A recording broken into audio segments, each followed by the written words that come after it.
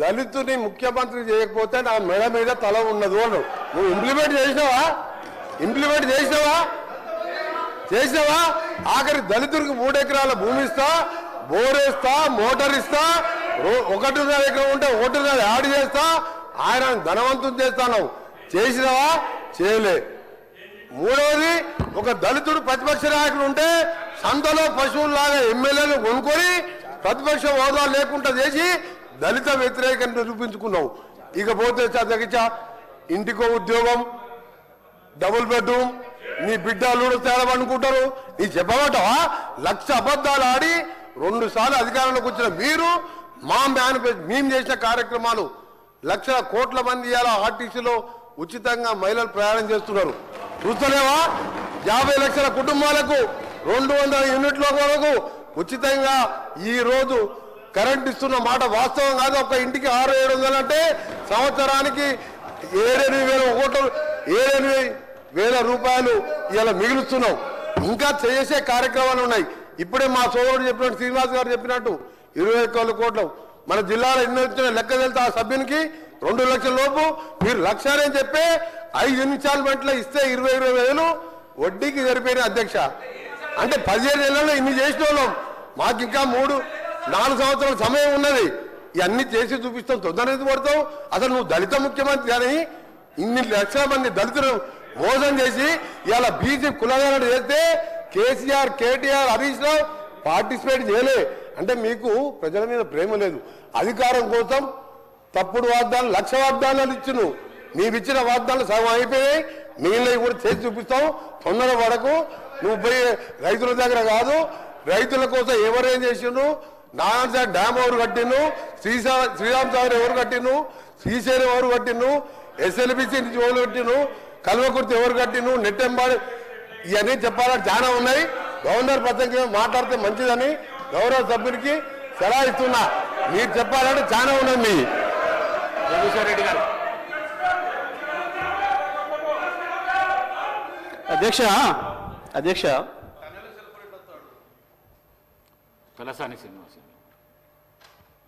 అధ్యక్ష, మీ ద్వారా legislative affair minister గారు, డిప్యూటీ సీఎం గారిని రిక్వెస్ట్ చేస్తున్నా అధ్యక్ష. అంటే సభ సాంప్రదాయాల ప్రకారం నడవాలా? ఇప్పుడు మీ సభ్యులు మాట్లాడి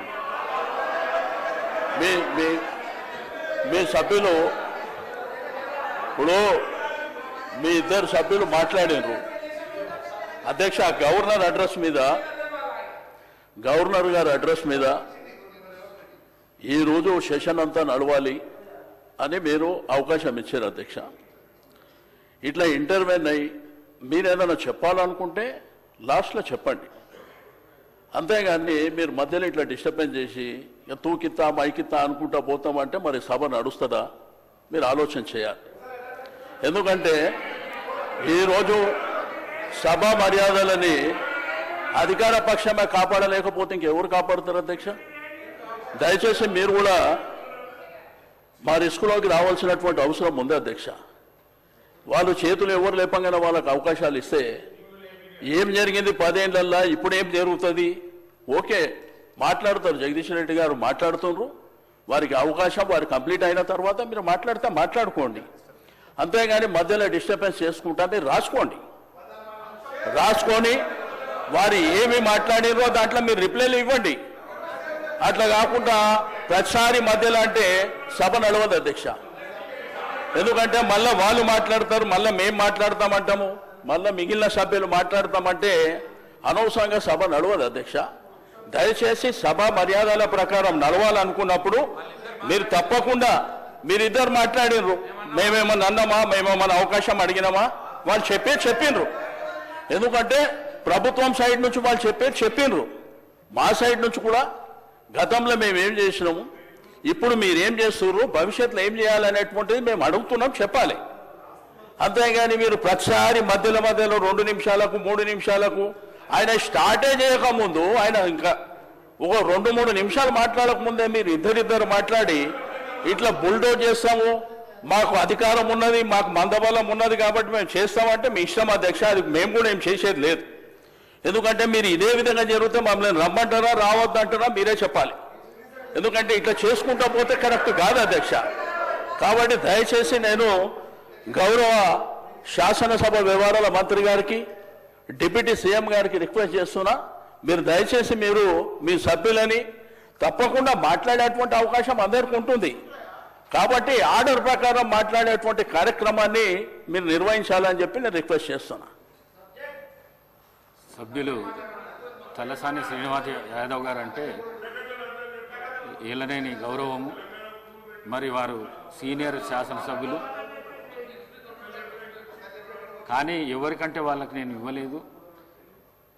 గవర్నర్ ప్రసంగం పైన ఆది శ్రీనివాస్ గారు మాట్లాడినరు, మా ఈ సభ విప్పు, అందుకే వారికి అవకాశం ఇచ్చిన. తర్వాత మంత్రి గారు అడిగితే మంత్రి గారికి ఇచ్చిన.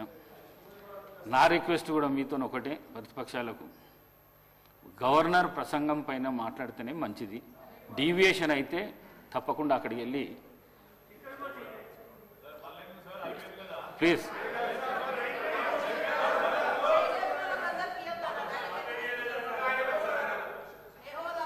ఇప్పుడు మీరే చెప్పారు అధ్యక్ష, గవర్నర్ గారి అడ్రస్ మీదనే మాట్లాడాలని మీరు చెప్పారు. ఇద్దరు సభ్యులు అవే మాట్లాడిరా అధ్యక్ష? అవే మాట్లాడిరా? ఇప్పుడు మంత్రి గారు మాట్లాడారు, అవే మాట్లాడిరా? నేను అడిగేది ఏంటంటే, నేను ఏ సభ్యులకు అవకాశం ఇవ్వద్దని నేను అంటలేను అధ్యక్ష. మాకు అవకాశం వచ్చినప్పుడు మేము చెప్పిన తర్వాత మీకు అవకాశం ఉన్నది, మీరు తర్వాత మాట్లాడండి అంటున్నా. మధ్యలో వాళ్ళు మాట్లాడి మేము మాట్లాడి అనవసరంగా సభాసాయం వృధా అవుతుంది అధ్యక్ష, అది పద్ధతి కూడా కాదు. కాబట్టి దయచేసి నా రిక్వెస్ట్ అలా సభ్యుని చెప్పనివ్వండి. చెప్పిన తర్వాత మీకు అవకాశం ఉంది, మీకు అనేక సందర్భాలలో చెప్పుకునేటువంటి అవకాశం ఉంటుంది, కాబట్టి మీరు చెప్పుకోండి అని చెప్తున్నా అధ్యక్ష. Thank you. అధికార పక్షం మాట్లాడకుండా ఉండాలంటే మీరు డీవియేషన్ కాకుండా గవర్నర్ ప్రసంగం పైనే జగదీశ్వర్ రెడ్డి గారు అధ్యక్ష దయచేసి మీ కామెంట్స్ పైన కూడా నేను స్పందించదలుచుకున్నాను అధ్యక్ష. రాష్ట్ర ప్రజలు మొత్తం చూస్తున్నారు అప్పటి నుండి. నేను దీంట్లో నుంచి ఒక అక్షరం పక్కకు పోయినా, ఇప్పుడు వారు మంత్రి గారు మాట్లాడిందో ఇంకోరు మాట్లాడిందో ఇందులో ఏమైనా ఒక అక్షరం సంబంధం ఉందా, దాన్ని మీరు తేల్చండి. ఈ సభలో ఉండమంటే ఉంటా, పొమ్మటే పోతా అధ్యక్ష. నేను రాష్ట్ర ప్రజలు అందరూ చూస్తున్నారు అధ్యక్ష,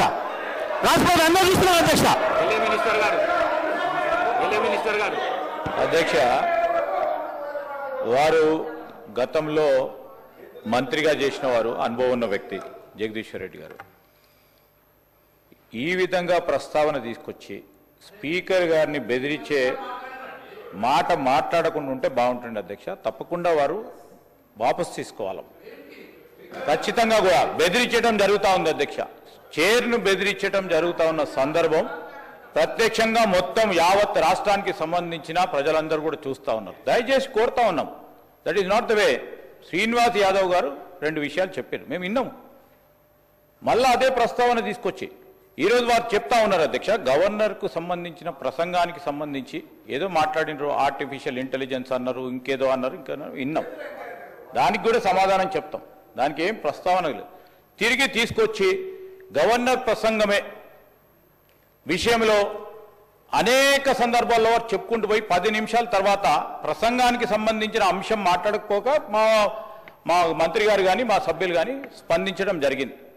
ఈరోజు వారు కంపారిజన్ తీసుకొస్తా ఉంటే సంవత్సరంలో మేమేం చేసినాం, 10 సంవత్సరాల్లో ఏం చేయలేకపోయినారో చెప్పింది తప్ప దీంట్లో వాస్తవికంగా వారిని ఏదో కార్నర్ చేయాలనో మమ్మల్ని ఏదో అన్నారని కాదు.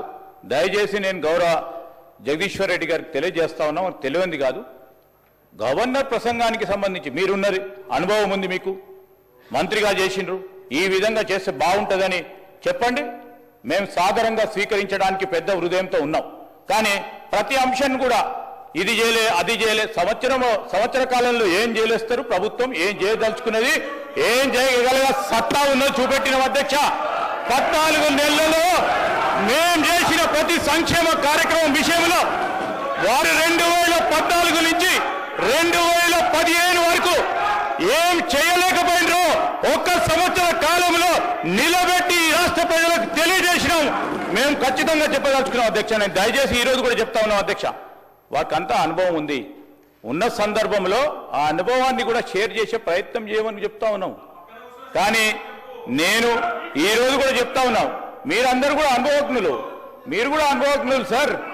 మీరు మీ అందరి అనుభవం కూడా తెలియజేయండి. మన తెలంగాణ రాష్ట్ర ప్రజలకు ఉపయోగపడే విధంగా ఒక కార్యాచరణలో అడుగు పెడతా ఉన్న సందర్భంలో దాన్ని అడుగు అడ్డం వేయకుండా అడుగు కొద్దిగా ఇటు పోయినా చెప్పండి, మీరు కాదంటలేము.